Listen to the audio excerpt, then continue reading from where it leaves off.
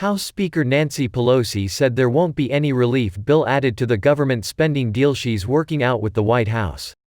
Mrs. Pelosi is drawing a line between the collapsed negotiations for a comprehensive deal and her talks with Treasury Secretary Steven Mnuchin on a stopgap, continuing resolution to keep the government funded past the end of the month. She told reporters, "Those negotiations are separate from this."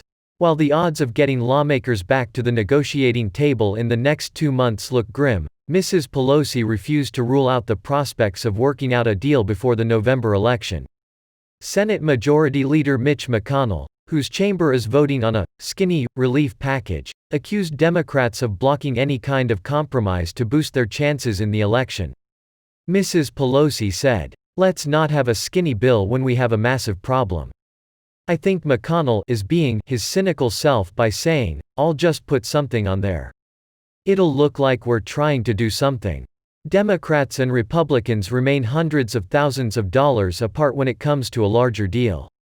Democrats have demanded Republicans up their top-line number to at least $2 trillion, while the White House is unsatisfied with their demands for more than $900 billion for state and local governments.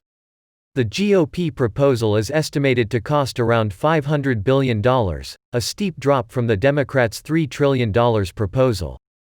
Both Mrs. Pelosi and Minority Leader Charles Schumer have rejected specifically the liability protections and school choice provisions, in addition to arguing it leaves too much on the cutting room floor. Republicans want to use this vote to put Democrats in the difficult position of voting against provisions that do have a lot of bipartisan support, like funding for schools and getting out small business loans. Mr. McConnell said, "Today, every senator will either say they want to send families the relief we can agree to, or they want to send families nothing."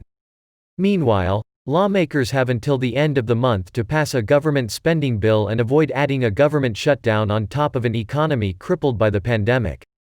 But Mrs. Pelosi is optimistic the spending deal will go through as expected.